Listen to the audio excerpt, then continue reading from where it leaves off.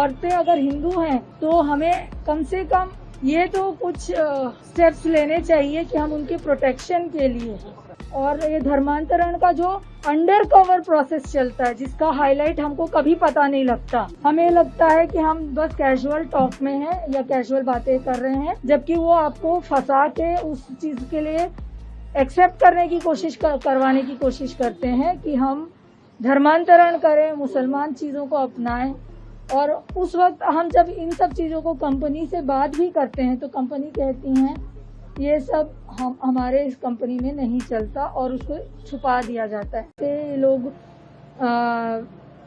महिलाओं को, हिंदू महिलाओं को फंसा के बाध्य करते हैं, मजबूर करते हैं कि या तो हम उनके हिसाब से चलें या फिर हम नौकरी छोड़ दें। ऐसी बाधित व्यवस्था की वजह से मुझे ये प्रेस कॉन्फ्रेंस करना पड़ा। मैं जितना 10 महीनों में मैंने जितने हरासमेंट और जितने टॉर्चर सहन किए हैं, उस चीज़ को तो मुझे आगे लाना ही था। प्लस मुझे ये जागृति देनी है कि औरतें अगर हिंदू हैं तो हमें कम से कम ये तो कुछ स्टेप्स लेने चाहिए कि हम उनके प्रोटेक्शन के लिए। और ये धर्मांतरण का जो अंडर कवर प्रोसेस चलता है, जिसका हाईलाइट हमको कभी पता नहीं लगता, हमें लगता है कि हम बस कैजुअल टॉक में हैं या कैजुअल बातें कर रहे हैं, जबकि वो आपको फंसा के उस चीज के लिए एक्सेप्ट करने की कोशिश करवाने की कोशिश करते हैं कि हम धर्मांतरण करें, मुसलमान चीजों को अपनाएं। और उस वक्त हम जब इन सब चीजों को कंपनी से बात भी करते हैं तो कंपनी कहती हैं ये सब हमारे इस कंपनी में नहीं चलता और उसको छुपा दिया जाता है। जब कहा जाता था आपको, पहले तो उन्होंने कहा था कि मैं अपने सुपरवाइजर से शारीरिक संबंध रखूं ताकि वो मुझे दुबई जाने में मदद कर सके। सुपरवाइजर का कि शाहिना रफीक का? शाहिना रफीक वो मुसलमान लड़की है जिसने मुझे पहले दिन से परेशान किया। क्या परेशान किया बताइए। उसने पहले दिन ही मुझे कॉल पे बहुत सारी व्यक्तिगत बातें पूछी और उस पे उसने मुझे ये कहा कि इतने मीन्स तुम बहुत पढ़ी लिखी हो और जो सैलरी विप्रो दे रही है वो बिल्कुल ना के बराबर है। तुम उससे अच्छा है कि राम कुमार के साथ, जो कि मेरे कंट्री हेड थे, उनके साथ शारीरिक संबंध रखें एंड उसके थ्रू दुबई जाएं।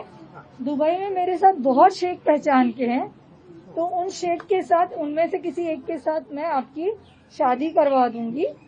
उससे आपको फाइनेंशियल ग्रोथ मिलेगी, सेक्सुअल जो आप अभी अकेले रह रही हैं सेक्सुअल सेटिस्फैक्शन मिलेगा, और बाकी जो सारी अड़चने हैं, अकेले रहना, अकेले ही सारे काम करना और अकेले ही सबको स्टेबल करना खुद को, वो सबसे आपको निजात मिल जाएगी।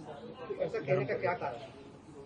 अब मुझे नहीं पता, ये प्लीज शाहिना से बोलो। मैं भी शायद पहले तो मैंने भी सोचा था कि शायद ये कैजुअल टॉक है और मुझे ये किसी से कहना नहीं चाहिए।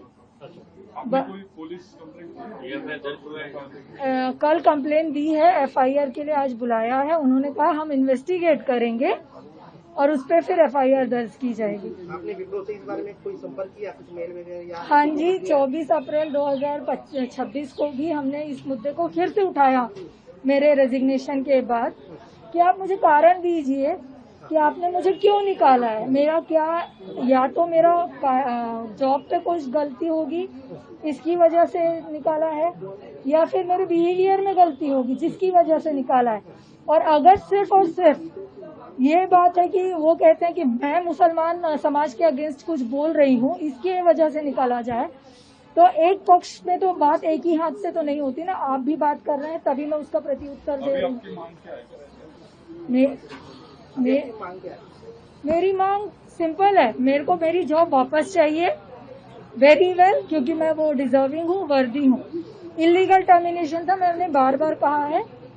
और दूसरी चीज, एक संस्था की स्थापना होनी चाहिए विद इन हर एक प्राइवेट सेक्टर में, जहाँ पे पॉश नहीं, पॉश इज मैं आपको नाम नहीं ले सकती, बट मेरी जो पॉश की जो मैनेजर है उन्होंने खुद ही कहा था कि रीता मैं तेरी यहाँ पे कुछ मदद नहीं कर सकती। अन्य महिलाओं के साथ भी आपके जैसे कुछ हुआ है? बहुत कुछ हुआ है सर, बट मैं उनका नाम भी नहीं बता सकती, और क्योंकि मैं बाध्य हूँ। कंप्लेंट लेट आज जो है आपको लेट करने क्या कारण है बताइए? कंप्लेंट मुझे पहले जिस तरीके से डिप्रेशन में लाया गया था और कन्विंस किया गया था कि विप्रो जो कि बहुत बड़ी मल्टीनेशनल कंपनी है उनके अगेंस्ट मुझे कुछ नहीं कर सकती, मैं एक चीटी मात्र हूँ, ये एक रीजन था मेरे दिमाग में बैठा हुआ कि क्या सचमुच मैं विप्रो के अगेंस्ट कुछ नहीं कर सकती, एंड मेरे घर की बाकी दिक्कतों की वजह से मुझे वो सब केयर करना था।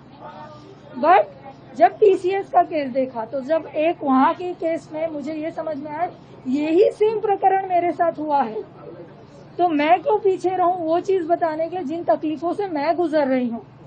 क्या कंपनी की रिस्पॉन्सिबिलिटी नहीं है कि उनको ये देखें कि हर एक जो भी एम्प्लॉय है चाहे नामांतरण के लिए फोर्स किया गया था आपको? हाँ जी, क्या बताया? उसने बोला था शेख से शादी करो, अगर मैं शेख से शादी करूंगी तो क्या कहलाऊंगी सर, आप ही बता दीजिए। क्या प्रलोभन दिया था आपको? मैंने आपको बताइए। उन्होंने फिर से यही कहा था कि तुझे सोना मिलेगा, गाड़ी बंगला घर सब कुछ मिलेगा, बच्चे भी होंगे, जो तुम्हारी अभी तक तकलीफ और मिडिल क्लास लाइफ चल रही है वो बहुत हाई फाई हो जाएगी। विप्रो कंपनी के एक वुमेन प्रोजेक्ट मैनेजर ने हमारे पास कंप्लेन किया है कि उसको कोई उसका लेडी बॉस कोई इसमें थी जो इंश्योरेंस पर्सन बोल के उसके ऊपर जो उसका काम देखती थी, उसने तो लेडी एम्प्लॉय को लेडी प्रोजेक्ट मैनेजर को उसके लेडी बॉस ने कुछ ऑब्जेक्शनेबल वर्ड बोला था उसके बारे में, और उसको बाद में कंपनी से रिजाइन देने को बोला था, तो उसका कंपनी में रिजाइन लेटर लिया है, इसलिए उसने हमारे पास एप्लीकेशन किया है कि उसके जो लेडी बॉस है जो अभी बैंगलोर में रहती है, बैंगलोर से वो विप्रो कंपनी में काम देखती है, तो लेडी बॉस के खिलाफ उसने कंप्लेन किया है, तो उसका इंक्वायरी हम कर रहे हैं। कंपनी में जो पॉश एक्ट में जो उसने कुछ कंप्लेन किया है और कंपनी ने आज तक क्या एक्शन लिया है वो भी इंक्वायरी करेंगे, और उसका जो लेडी बॉस के खिलाफ ऑब्जेक्शन है वो बैंगलोर में है, तो उसको हमने इंक्वायरी के लिए इन्वाइट किया है।